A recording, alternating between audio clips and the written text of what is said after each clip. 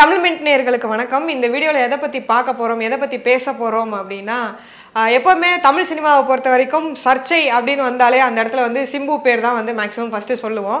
ஆனால் இப்போது அதையும் தாண்டி சிம்பு பேரெல்லாம் தூக்குங்கப்பா, அதுக்கப்புறம் ஒருத்தர் வந்திருக்காருப்பா, நீ போ நீ வா அப்படிங்கிற மாதிரி இப்போ அந்த இடத்துல வந்து விஜய் பேரை வந்து பொருத்தி வச்சுருக்காங்க. அவருடைய படம்னால எப்போவுமே சர்ச்சை சிக்கல் அப்படிங்கிற மாதிரியான விஷயங்கள்லாம் பேசப்பட்டுட்டு இருக்கோம். ஸோ அதே மாதிரி இப்போ கோட் படத்துக்கு என்ன சிக்கல், அவருடைய மாநாட்டுக்கு என்ன சிக்கல் அப்படிங்கிறதான் இந்த வீடியோவில் நம்ம பார்க்க போகிறோம்.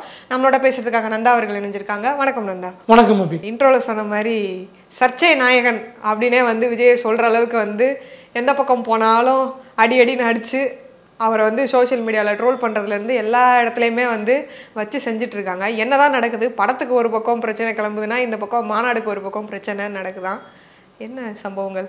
முதல்ல வந்து சர்ச்சைக்கு பேர் போன நாயகன் சிம்பு அப்படின்னு, சிம்பு எங்கேயும் போய் சர்ச்சை பெருசாக பண்ண மாதிரி தெரியல. சிம்புவை வச்சு சர்ச்சை வந்து திட்டமிட்டு உங்களை மாதிரி ஆட்கள் வந்து வன்மத்தோட கிளப்புனது தான். நான் எங்கேயும் வன்மத்தை கிளப்பல.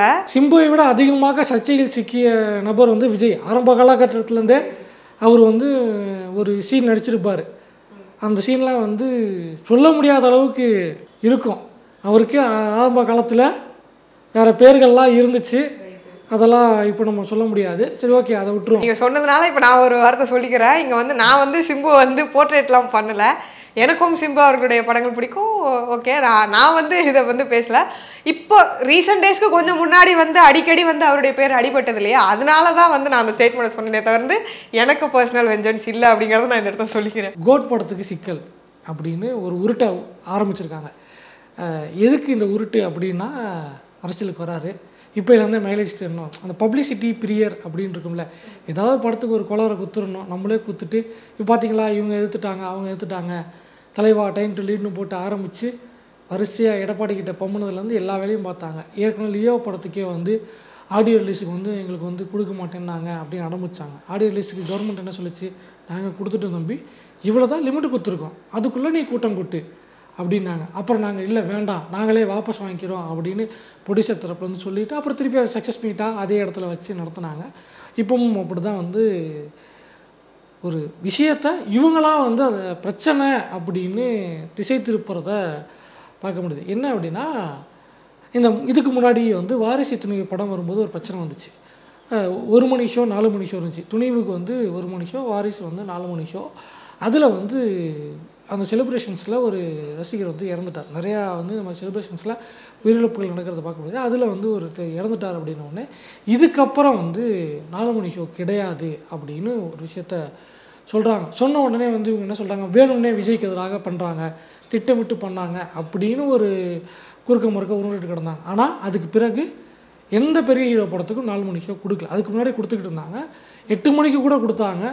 9 மணிங்கிறத 8 மணியாக மாற்றி டைம் ஆல்ட்ரேஷன் கொடுத்தாங்க. பட் அதுக்கப்புறம் வந்து கொடுக்கல. ரஜினி படம் வந்துச்சு, கமல் படம் வந்துச்சு, எல்லா படத்துக்கும் கொடுக்குற மாதிரி அதே மாதிரி தான் கொடுத்தாங்க. ஸோ தனுஷ் படத்துக்கு கூட வந்து 9 மணிக்கு வந்து போட்டு எக்ஸ்ட்ரா ஷோ 4க்கு பதிலாக 5 ஷோ போட்டுக்கோங்கன்னு கொடுத்தாங்களே ஒழிஞ்சு அந்த ஏர்லி டைம் கொடுக்கல. ஸோ அது வந்து விஜய்க்காக பண்ணப்பட்டது இல்லை, விஜய் இல்லாமல் பிரச்சனையை அட்ரஸ் பண்ணுறதுக்காக பண்ணப்பட்ட விஷயம் அப்படிங்கிறத முதல்ல பதிவு பண்ணிக்கணும். ஏன்னா துணிவுக்கு அப்புறம் துணிவும் அந்த இடத்துல அவங்களும் இருந்தாங்க. அந்த இடத்துல அஜித் ரசிகர்களும் அந்த பிரச்சனைகளுக்கு காரணம். அப்படிங்கும்போது இது விஜய்க்காக மட்டும் இல்லை, தமிழ்நாடு அரசு எடுத்த ஒரு முடிவு அப்படின்னு தான் பார்க்கணும், பாலிட்டிஷனாக பார்க்க வேண்டியிருக்கு. அடுத்தபடியாக இப்போ வந்து என்ன பிரச்சனை சொல்கிறாங்க அப்படின்னா, பேனர் வைக்க விடலை, எங்களை வந்து திமுக ஒடுக்க பார்க்குது, நசுக்குது அப்படின்னு சொல்லிட்டு எங்களை வந்து இது பண்ணுறாங்க அப்படிங்கிற அந்த டோனை வந்து இங்கே எடுக்கிறாங்க. ஸோ இங்கே என்ன பிரச்சனைனா, அவங்க சொன்னது ஒரு சில தேட்டருக்கு வெளியே வைக்காதீங்க. அவங்க முக்கியமாக சொல்கிறது காசி தேட்டர்லேயும் ரோகிணி தேட்டர்லேயும் மட்டும்தான். ஏன்னா அங்கே தான் நீங்கள் செலிப்ரேஷனுங்கிற பேரில் ரோட்டை மறைச்சிக்கிட்டு போக வர ஆட்களுக்கு வழிவிடாமல் பண்ணிட்டுருக்கீங்க. முன்னாடிலாம் வந்து சனிக்கிழமை ரிலீஸ் ஆகிட்டு இருந்துச்சு, அப்புறம் வெள்ளிக்கிழமை வந்துச்சு, இப்போ வியாழக்கிழமை வரைக்கும் வந்துட்டாங்கும்போது ஆஃபீஸ் ஹவர்ஸில் ஒர்க்கிங் ஹவர்ஸ் 9 மணிக்கு அப்படிங்கும்போது 11 மணிக்கு ஷோ இருக்குது, 10 மணிக்கு மேலே நீங்கள் செலிப்ரேஷன் பண்ணுவீங்க. முன்னாடி அப்படி இருந்துக்கிட்டு இருந்துச்சு. இப்போ 9 மணிக்கே பண்ணும்போது ஆஃபீஸ் போகிறவங்க ஸ்கூல் காலேஜ் போகிறவங்களுக்குலாம் அது சிக்கலாகுது. அதனால் உங்கள் செலிப்ரேஷன் மூடு எல்லாத்தையும் தேட்டருக்குள்ளே வச்சுக்கோங்க, தேட்டருக்கு வெளியே எதுவும் வரக்கூடாது அப்படின்னு சொல்லிட்டு அந்த தேட்டரில் வைக்கப்பட்டிருந்த சென்னை கார்ப்பரேஷன், சென்னை மாநகராட்சி நீக்கியிருக்கு. ஓகேவா? இதுக்கும் தமிழ்நாடு அரசுக்கும் சம்மந்தம் இல்லை, இதுக்கும் திமுகவுக்கும் சம்மந்தம் கிடையாது. சென்னை கார்ப்பரேஷன், இது கிரேட்டர் சென்னை கார்ப்பரேஷன் ஜிசிசி அவங்க எடுத்த நடவடிக்கை தான். செலிப்ரேஷன் பண்ணுறது பிரச்சனை இல்லை, எங்கேயுமே பண்ணக்கூடாதுன்னு சொல்ல, ரோட்டுக்கு வந்து பண்ணாதீங்க அப்படிங்கிறது தான். காசி தேட்டர், ரோகிணி தேட்டர் அதுதான் இங்கே பிரச்சனை ஒழிய மற்றபடி அந்த பிரச்சனையும் கிடையாது. சரி, இப்போ இதில் என்ன பிரச்சனை? இது அவங்க சொன்னது கரெக்டு தானே, உள்ள செலிப்ரேஷன் வச்சுக்கோங்க அப்படின்னு சொல்லி. அரண்டவனுக்கு இருந்ததெல்லாம் பேய்ங்க மாதிரி எது செஞ்சாலும் எங்களை எதிர்க்கத்தான் பண்ணுறாங்க, எங்களை பகைக்கிறாங்க, எங்களை வந்து சீண்டுறாங்க அப்படின்னு. அதாவது 75 ஆண்டு கால திமுக இவங்களை வந்து பகைக்குது, இவங்களை வந்து வரவிடாமல் பார்க்குது. தமிழ்நாட்டில் அரசியல் கட்சிகளே இல்லையா? 67 திமுக ஆட்சிக்கு வந்தாங்க. அதுக்கு பிறகு வந்து திமுக அதிமுக மாற்றி மாற்றி ஆண்டுட்டு தான் இருக்குது. இங்கே திமுகவை திட்டி எத்தனையோ பேர் ஆட்சிக்கு வந்துட்டாங்கல்ல. சீமான் பேசாத பேச்சா, வைகோ பேசாத பேச்சா, இன்னும் எத்தனை கட்சிகள் திமுகவை திட்டி வளர்ந்துருக்குது. கட்சிகள் அவங்களாம் பேன் பண்ணிட்டாங்களா, இல்லை தடை பண்ணிட்டாங்களா, இல்லை வளரவே கூடாதுன்ட்டாங்களா? எத்தனை கட்சி இருக்குது. ஏதோ விஜய் வந்தோடனே நாளைக்கே விஜய் வந்து கோட்டையை பிடிச்சிட போகிற மாதிரி வந்து இந்த மாதிரியான விஷயங்கள் இருக்குது. இன்னொன்று, இந்த படம் இருக்குல்ல கோட், இதுக்கு முன்னாடியுமே வந்து நம்மள்ட்டையுமே வந்து ஒரு இன்டர்வியூ எடுக்கும்போது ரவீந்திர துரைசாமி சொல்லியிருப்பார். அதாவது விஜய் தரப்பில் இருக்க ஆட்கள் வந்து பப்ளிசிட்டிக்காக, ஒரு மைலேஜுக்காக வந்து இந்த வேலைகள்லாம் பார்க்குறாங்க. வாரிசு துணிவு அந்த பிரச்சனை, அந்த படம் ரிலீஸ் ஆகும்போது ரெண்டுத்தையுமே வந்து உதயநிதி தான் வந்து இது பண்ணாங்க. இன்னும் சொல்ல போனால் பீஸ்ட்டும் கேஜிஎஃப் பார்ட் 2 வரும்போது பீஸ்ட் வந்து ரெஜெண்ட் எடுத்திருந்தாங்க. கேஜிஎஃப்பை வந்து தியேட்டர்ஸ் ஷோஸ் கம்மி பண்ணி கொடுத்தாங்க கேஜிஎஃப் 2 படத்துக்கு. அதுக்கு பிறகு ரெஸ்பான்ஸை பார்த்து வேறு வழி இல்லாமல் 3 நாள் கழித்து தியேட்டர்ஸ் ஓனர்ஸ் தான் வந்து எங்களால் பண்ண முடியாது அப்படின்னு பீஸ்ட் ஷோஸை குறைச்சிட்டு கேஜிஎஃப்க்கு இன்க்ரீஸ் பண்ணாங்க அப்படிங்கிறத பார்க்க முடியும். ஸோ அப்பயும் வந்து ரெஜெண்ட் வந்து விஜய்க்கு சப்போர்ட்டிவாக இருந்துச்சு. வாரிசு துணிவுலையும் சப்போர்ட்டிவாக இருந்து 4 மணி ஷோ கொடுத்தாங்க. அடுத்து வந்து லியோ படத்துக்கும் பார்த்துட்டு உதயநிதி ரிலீஸ் ஆகிறதுக்கு முன்னாடி வந்து வாழ்த்துக்கள் தெரிவித்து ட்வீட்டு போட்டு எல்சியூவா அப்படின்லாம் போட்டிருந்தார். ஸோ இங்கே திமுக விஜயை எதிர்ப்பது அப்படிங்கிறது விஜய் தரப்பு அவங்களா கட்டமைக்கிற ஒரு மாய பிம்பம். இன்னொரு விஷயம் இருக்குது, இந்த படத்தை ரெஜெண்ட்டுக்கு வேண்டிய நெருக்கமான ஒரு நிறுவனத்தின் மூலமாக தான் இவங்க டிஸ்ட்ரிபியூட் பண்ண போகிறாங்க. கிட்டத்தட்ட அது ரெஜெண்ட்டுடைய ரிலீஸ் மாதிரியான ஒரு விஷயம்தான். அப்படிங்கும்போது அப்புறம் எப்படி இவங்களுக்கு படத்தை ஓட வைக்கணும், மைலேஜ் வேணும் அப்படிங்கிறதுக்காக இவங்க வந்து கிளப்பிக்கிட்டு இருக்குது. இதை வந்து ரீசெண்ட் டேஸில் அந்த பேட்டர்னாகவே வந்து விஜய் தரப்பு வச்சுக்கிட்டு இருக்கு. இன்னும் சொல்லப்போனால் எஸ்எஸ்சி விலகி பாண்டிச்சேரியை சேர்ந்த ஆனந்த் வந்த பிறகு, திரு என் அவர்கள் வந்த பிறகு இந்த பேட்டர்ன் ஃபாலோ செய்யப்படுகிறது.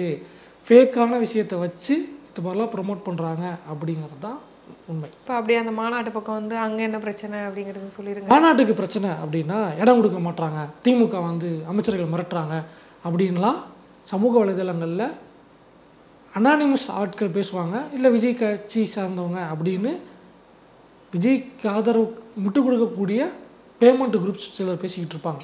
இந்த அமைச்சர் சொன்னார், அந்த அமைச்சர் சொன்னார்னு. உதாரணமாக திருச்சியில் ரயில்வே ஜிகாரனரை கேட்குறாங்க. அது ஒன்றிய அரசுடைய கட்டுப்பாட்டில் இருக்குது. அதை எப்படி நேரு கட்டுப்படுத்த முடியும்? நேரு ஒரு விஷயத்தை தடுக்கிறாருன்னா ஜிகாரனரை வந்து டப்புன்னு எடுத்து கொடுத்துருக்கணும்ல. அண்ணாமலை தான் வந்து ஜிகாரனரை நாம் தமிழர் இதுக்கு வாங்கி கொடுத்தாரு அப்படின்னு ஏற்கனவே ஒரு ஆடியோ வந்துச்சு, சீமானுக்காக வாங்கி கொடுத்தாருன்னு. மாம மச்சான் கூட்டணின்னு சொல்கிற அண்ணாமலை வாங்கி கொடுத்துருக்கணும்ல. இவங்க உண்மையிலே அங்கே மாநாடு நடத்த போகிறதாக இருந்தால் செஞ்சுருப்பாங்கல்ல. சரி, உண்மையிலேயே மாநாடு நடத்த போகிறதாக இருந்தால் அப்படின்றீங்க. அப்போ அதுக்கு தானே வந்து இடம் ரொம்ப மாசமாக பார்த்துட்டு இருக்காங்கன்னு சொன்னாங்க. அந்த இடத்துல நடத்த போகிறதாக இருந்தால் நான் சொல்கிறேன், இவங்களுக்கு அங்கே செலவு பிரச்சனை, ஸ்பான்சர்ஸ் கேட்டுக்கிட்டு இருக்காங்க. மாநாட்டுக்கே ஸ்பான்சர் கேட்டால் யார் கொடுப்பா? சென்ட்ரல் கவர்மெண்ட் கிட்ட போய் இடத்த ஓசியாக கொடுக்கணும்னா கொடுக்குமா இடம்? அது 1 மாதத்துக்கு வேணும் எங்களுக்கு அப்படின்னா யார் கொடுப்பா? மாநாடு 1 நாள் 2 நாள் வேணால் நடக்கும், அதுக்கு எதுக்கு 1 மாதம்? பிளான் பண்ணுவோம், எல்லாம் பண்ணுவோம். இப்போ வந்து அங்கே சுற்றி இங்கே சுற்றி விக்கிரவாண்டியில் திமுக கூட்டம் நடந்த ஒரு இடத்துல வந்து கேட்டிருக்காங்க. அதில் என்ன பிரச்சனை அப்படின்னா இடப்பற்றாக்குறை ஒன்று இருக்குது. இவங்க வந்து கிளியராக ஒரு நம்பர் சொல்ல மாட்டாங்க. இத்தனை லட்சம் பேர் வருவாங்க, அத்தனை லட்சம் பேர் வருவாங்க அப்படின்னு ரஃப்பாக நம்பர் சொல்கிறதா காவல்துறை தரப்பில் வந்து சொல்கிறாங்க. இன்னொன்று வந்து 22ஆம் தேதி தான் நடத்துவார் அப்படின்ட்டு நடுவில் வந்து அந்த கொடி அறிமுகத்துக்கு பிறகு வந்து குறுக்க முறுக்க ஓடிட்டு இருந்தாங்க. பார்த்தீங்களா, காரில் 4 இருக்குது, 4ஆம் நம்பரு, இவர் பிறந்தது 22, ஆகஸ்ட் 22 கொடி விட்டார், செப்டம்பர் 21 மாநாடு அப்படின்னு நியூமராலஜி ஸ்பெஷலிஸ்ட்டுன்னு ஊருக்குள்ளே பல பேர் சுற்றிட்டு தெரிஞ்சாங்க. கடைசியில் பார்த்தா மாநாடு செப்டம்பர் 22 இல்லை, செப்டம்பர் 23. ஆமாம், அப்படி தான் நியூஸ் பேப்பர்லலாம் தகவல்கள் போட்டிருந்தாங்க. அனுமதி இவங்க 23ஆம் தேதிக்கு தான் கேட்டிருக்காங்க, கடிதம் கொடுத்துருக்காங்களே எஸ்பி ஆஃபீஸ்க்கு. 22 எல்லாம் சொல்லிக்கிட்டு சுற்றுறாங்க. 22 தான் நடத்துகிறதா இருந்துச்சு. ஆனால் வழக்கம் போல் அண்ணன் கூட ஒருத்தர் இருக்கார்ல ஆமாம், பொதுச் செயலாளர், அவர் என்ன பண்ணியிருக்காரு, கேரளா ஜோசியர்கிட்ட போயிட்டு அண்ணன் ஜாதகத்தை பார்த்து நாள் குறித்து கொடுங்க அப்படின்னு ஒன்று, அண்ணனுக்கு 22 இல்லைப்பா 23 தான்ப்பா ராசியான நம்பரு, 23 மாநாடு நடத்திக்க அப்படின்ட்டாராம். இல்லை ஏற்கனவே 22 தான் வந்து நல்ல நாளாக இருக்குது, அதுதான் ஏதோ வளர்புற தேய்புரெல்லாம் ஏதோ வந்துச்சு, அது இதுன்னு ஏதோ சொல்கிறாங்க. அது வந்து கொடி ஏற்றுறது. ரைட்டு. மாநாடுக்கும் அதே தான் நடக்க போகுது போல இருக்கு. எப்படி தேய்புறதா ஓகேவா 23 நடத்த போகிறாங்க. இப்போ என்ன பிரச்சனை, இவங்க எக்ஸாக்டாக நம்பர் சொல்லலை. ஒன்று, இன்னமும் அந்த ப்ரைவேட் லேண்டை இவங்க ரெடி பண்ணிட்டாங்களா அப்படிங்கிற ஒரு விஷயம் இருக்குது. அடுத்தபடியாக பார்க்கிங்கு மொத்தம் 85 ஏக்கர் வந்து மாநாடு நடத்துறதுக்கு, பார்க்கிங்க்கு ஒரு 70 ஏக்கர் அப்படின்னு சொல்லியிருக்காங்க. பட் இங்கே பெரிய பிரச்சனை என்ன அப்படின்னா, நடத்த போகிறது திங்கட்கிழமை அப்படிங்கிறனால காவல்துறை அதை கொஞ்சம் யோசிக்க வேண்டிய ஒரு விஷயமா பார்க்க வேண்டியிருக்கு. இதில் வந்து எனக்கு இப்போ முதல் கேள்வி என்னென்னா, கரெக்டாக வந்து கவுண்ட் சொல்ல மாட்டுறாங்க அப்படின்னா, நாங்கள் வந்து எங்களுக்கு பெரிய ரசிகர் பட்டாளத்தையே வச்சுருக்கோம், நாங்கள் எப்படியா கரெக்டாக சொல்கிறது, திடீர்னு கேரளாவிலேருந்து வருவாங்க ஆட்கள், நாங்கள் வந்து இறக்குவோம் ஆளை. கேரளாவிலேருந்து இல்லை, செவ்வாய் கிரகத்துலேருந்து கூட கூட்டுவாங்க. இவ்வளோ பேருக்கு அனுமதினா இவ்வளோ பேர் தான் நீங்கள் கூட்டு வரணுங்கிற ஒரு விஷயம் இருக்குது. தமிழ்நாட்டில் ஏன் வேறு யாருக்குமே வந்து மாநாடே போட்டது கிடையாதா? 1.5 கோடி தொண்டர்கள் 2 கோடி தொண்டர்கள்னா 2 திராவிட கட்சிகளும் கிளைம் பண்ணுறாங்க. அவங்களே வந்து டிஃபைன் பண்ணி ஆர்ப்பாட்டம் இல்லாமல் ஒரு மாநாடு நடத்திட்டு போகிறாங்க. இன்னொன்று, நீங்கள் மாநாடு நடத்த போகிறீங்க, மற்ற கட்சியில் இது வரைக்கும் கட்சி தொண்டர்களை வச்சு மாநாடு போட்டாங்க. நீங்கள் வந்து ஜூனியர் அனில்ஸை வச்சு பண்ண போகிறீங்க, அனில் குஞ்சுகளை வச்சு நீங்கள் நடத்த போகிறீங்க. அது வந்து ஒரு ரசிகர் கூட்டம் தான். என்ன செஞ்சுட்டாருன்னு இப்போ விஜய்க்கு வந்து கட்சி தொண்டர்களுங்க, கட்சி தொண்டர்னா கட்சி கொள்கையை பார்த்து ஈர்த்து ஒரு சித்தாந்தத்துக்கு பின்னாடி ஏதோ ஒரு விஷயத்து ஈர்க்கப்பட்டு வரணும். இப்போ விஜய் வந்து என்ன வந்து பொலிட்டிக்கல் ஸ்டாண்டு பேசிட்டாரு, அதை பேசுறதுக்கு தானே ஏன் மாநாடே போட்டிருக்கோம். வரது பூரா அவங்களுடைய ரசிக சிகாமணிகள். ரைட்டு. இதுக்கப்புறமா வந்து தொண்டர்களாக அவங்கள மாற்றுவாங்களா இருக்கும். அதுக்கப்புறம் நீங்கள் தொண்டர்களாக மாற்றுங்க, இல்லை என்ன வேணால் மாற்றிட்டு போங்க. ரோஹிணி தேட்டர் ஒரு சம்பவம் நடந்துச்சு இல்லை, லியோ படத்து ட்ரெய்லர் பார்க்குறேன்ட்டு போயிட்டு சீட்டெலாம் உடச்சி விட்டானுங்கல்ல, அதே மாதிரி எங்கேயும் நடந்துச்சுன்னா இந்த மாதிரி செலிப்ரேஷன் பிரச்சனை வந்துடக்கூடாதுன்னு தான் வந்து பப்ளிக் டிஸ்டர்பன்ஸ் ஆகக்கூடாதுன்னா தேட்டரில் ஃப்ளெக்ஸ்பாண்ட் வைக்கக்கூடாதுன்னு கார்பரேஷன் சொல்லுது. அதை கேட்டால் நீங்கள் அதுக்கும் சொல்கிறீங்க. இங்கேயும் வருது. சரி, திங்கக்கிழமை சொல்கிறீங்க, திங்கக்கிழமையில் என்ன பிரச்சனை? திங்கக்கிழமையில் என்ன பிரச்சனைனா, நீங்கள் ஹைவேஸில் வைக்கிறீங்க, ஊருக்கு சாயந்தரம் நேரத்தில் நீங்கள் வைக்கிறீங்கன்னா வண்டி வரும் போகும் எல்லாம் பண்ணிகிட்டு இருக்கோம், ஸ்கூலுக்கு போகிறேன், காலேஜுக்கு போகிறேன், வேலைக்கு போயிட்டு வரவங்கலாம் வந்து பொழப்பு பார்க்க வேணாமா? இப்படி பார்த்தா எந்த கிழமையில தான் வைக்க, ஞாயிற்றுக்கிழமை வச்சா வீக்கெண்டில் வைக்கிறாங்க, ஊருக்கு போகணும் இல்லை வெளியில் எங்கேயாச்சும் போகிறாங்க அப்போ வைக்கிறாங்கன்னு நீங்கள். அப்படி இல்லை. பெரும்பாலும் பாருங்கள், அரசியல் கட்சிகள் தெளிவாக பிளான் பண்ணி ஒன்று லாங் வீக்கெண்டாக பார்ப்பாங்க, இல்லைன்னா ஏதாவது ஒரு விடுமுறை தினமாக பார்த்து பண்டிகை தினமாக வச்சாங்கன்னா அந்த இடத்துல இருக்கும் அப்படின்னு பிளான் பண்ணி இது பண்ணாங்க. முக்கால்வாசி வெள்ளி சனி ஞாயிறு இந்த மாதிரியான டயத்தில் தான் இருக்கிறதுக்கு வாய்ப்பு இருக்குது. சனி ஞாயிறு அதிகமாக வந்து நடத்துவாங்க. நீங்கள் வந்து வாரத்தோட முதல் நாளில் வைக்கிறீங்க. ஆசிரியர் சொல்லிட்டார்ல, அது என்ன கிழமையாக இருந்தா என்ன, சாதி மதம் சமயம்லாம் பார்க்க மாட்டேன் நீங்கள், அதை அப்படிதான் சொல்லிக்கிற வேண்டியதான். இந்த நேற்று வேறு சாய்பாபா. இன்னொன்று வந்து திமுக எதிர்க்குது, அதாவது இந்த பக்கம் திமுகவை எதிர்க்கிற மாதிரி திமுக இவர் எதிர்க்கிற மாதிரி காமிச்சு அங்கிட்டு பாஜக கூட நெருக்கம் பாராட்டிகிட்டு இருக்குது. தமிழிசை வந்து வரவேற்றிருக்காங்க, கோயிலுக்கு போனதை. ஐயா ஹெச் ராஜா ஈரத்துறவி அவர் வந்து அப்படி வாயெல்லாம் பல்லா இருக்குது, தம்பி விஜய் தம்பி விஜய் அப்படின்லாம் பேசுவார். ஜோசப் விஜய்னு ஓட்டர் ஐடி கார்டை எடுத்து போட்டது அவர் தான். இன்றைக்கி வந்து தம்பி விஜய்னு பூரிச்சிக்கிட்டு இருக்காரு, சீரடி கோயிலுக்கு போயிட்டுருக்காரு. தமிழ்நாட்டுக்கு சீரடிக்கு என்ன சம்மந்தம்? நீங்கள் ஒரு அரசியல் கட்சி தலைவர் தானே, மத சார்பற்றவன் தானே நீங்கள் பேசுகிறீங்க, எதுக்கு சங்கீதனம் பண்ணுறீங்க? அது இதுக்கப்புறம் நாங்கள் அடுத்தடுத்து அரசியலில் நடக்கக்கூடிய நிகழ்வுகளை வச்சு நீங்களே புரிஞ்சுக்குவீங்க, இதெல்லாம் எதுக்கு, ஓ இதுக்கு தான் அதுவா அப்படின்னு அதுக்கப்புறம் நீங்களே புரிஞ்சுக்குவீங்க. இங்கே வந்து விஜயை வந்து திமுக எதிர்க்கிறதுக்கான அவசியம் இல்லை, ஏன்னா அவங்களுக்கு வந்து கட்டமைப்பு இருக்குது. இங்கே சுமார் 6,000 பூத் இருக்குது, தமிழ்நாட்டில் பூத் இருக்குது. பூத்துக்கு 20 பேர் வேணும். உள்ள ஏஜென்ட்டு, அவங்க வெளியே உட்காந்துருக்கவன், ரொட்டேஷனில் ஷிஃப்ட்டு மாற்றி விட்றவன், சாப்பாடு வாங்கி கொடுக்குறவன், அப்படி இப்படின்னு குறைஞ்சது 10லேருந்து 20 பேர், மினிமம் நீங்கள் 10 பேர் வச்சா கூட 60,000லேருந்து 1,00,000 பேர் பூத் ஏஜென்ட்டுக்கு மட்டும் தேவை, பூத்து பார்த்துக்க மட்டும் தேவை. அதிமுகவை தவிர்த்து வேறு எந்த கட்சியிலையும் கிடையாது. அப்படி இருக்கும்போது உங்களை ஏன் வந்து பூத் ஏஜென்ட்டுக்கு போடக்கூட உங்களுக்கு ஆட்கள் இருக்க மாட்டாங்க, உங்களை யார் எதிர்க்க போகிறான்?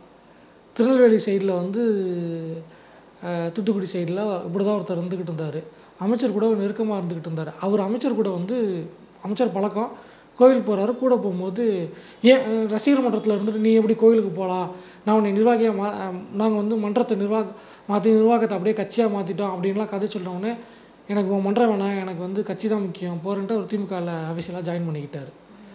பல இடங்களில் இப்படி தான் நடந்துக்கிட்டு இருக்கு. மேபி வரலாம், மாற்றுக் கட்சியிலேருந்து ஆட்கள் வரமாட்டாங்களான்னு நீங்கள் கேட்கலாம். வரலாம். இலவு காத்த கிளி மாதிரி சீட்டு கிடைக்காம இருந்த ஆட்கள், இல்லை பல கட்சி தாண்டின பழக்கருப்பையா, யார் கட்சி ஆரம்பிக்கிறதாக இருந்தாலும் துண்டு போட்டு வைக்கக்கூடிய தமிழறி மரியன் அவர்லாம் வந்து சிறந்த அரசியல்வாதி. இப்போ ஒன்றும் இல்லை, நான் வந்து என்கிட்ட ஒரு 100 பேரை வந்து அட்ராக்ட் பண்ணுற அளவுக்கு ஒரு ஃபோர்ஸ் இருக்குது, அதுலேருந்து சில லட்சங்கள் பணத்தை வச்சுக்கிட்டு நாளைக்கு நான் கட்சி ஆரம்பிக்கேன்னு சொல்லிட்டுமே, நாளைக்கு காலையில் எங்கள் வீட்டு வாசலில் பத்து கிடப்பார் அவர். பெரிய மனுஷனை எப்படிலாம் சொல்லாதீங்க ஐயா. கண்டிப்பாக அது பண்ணுவார். இதில் வந்து ஆரித்தனமாக சொல்கிறேன். அப்பேற்பட்ட ஆட்களை கூட சேர்த்து வச்சுக்கிட்டு இப்படியெல்லாம் நாங்கள் வந்து இது பண்ணிட்டோம் அப்படின்வாங்க. சரி, ஏதோ இப்படியாவது பப்ளிசிட்டி, திமுகவை எதிர்ப்பதாக சொல்லி பப்ளிசிட்டி தேடியாவது ஏதாவது படத்தை வியாபாரம் பண்ணுறது, கட்சியை வியாபாரம் பண்ணுறது அப்படின்னு பார்க்குறாரு. எல்லாம் கான்ட்ராக்டு தான். எத்தனை வருஷம் கான்ட்ராக்டில் இவர் யார்கிட்ட சைன் பண்ணியிருக்காருன்னு தெரியல. எந்த பக்கம் சைன் பண்ணியிருக்காரு, எவ்வளோ கோடி கான்ட்ராக்டுங்கிறது எதிர்காலத்தில் தெரிஞ்சிடும்.